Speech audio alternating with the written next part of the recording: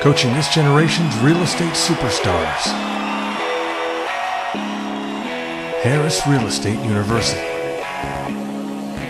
The truth is, the most common mistake we all make is looking outside of ourselves for what we should find inside. And I know, being high-minded like most of you are, you'll go, oh, I do that. I know to think positive, and I know to visualize what I want.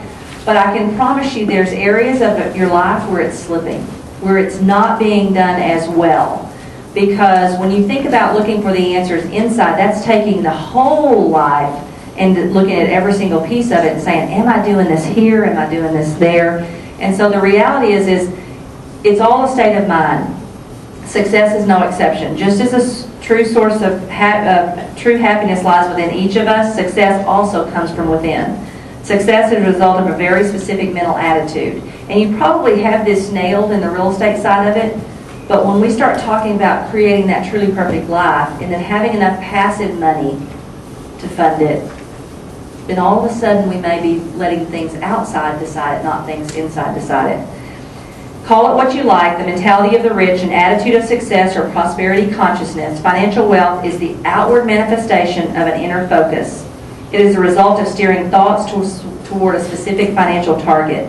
The bottom line is genuine financial wealth is above all a state of mind, a mental state that has taken physical form in the lives of the financially wealthy. You must begin by being financially rich and wealthy in your mind before you can become financially rich and wealthy in your life. And we all know this to some degree because of The Secret and all the different things like that. But the bottom line is, if we get to decide what that truly perfect life looks like, and it needs wealth building, then all of a sudden our focus has to become on what? What does our focus have to switch to? If we need passive income to someday get to do the things that we're passionate about and that we want to do, does that take a different stream of income than our lifestyles now? You bet. So what happened when Dr. Gross made me very uncomfortable with that whole thought process is I changed my whole focus.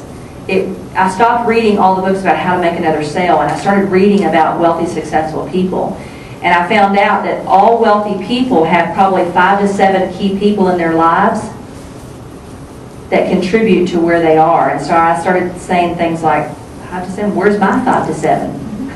I don't even have one. So how do I get one? If they have 5 to 7 and I have none, how do I get my one?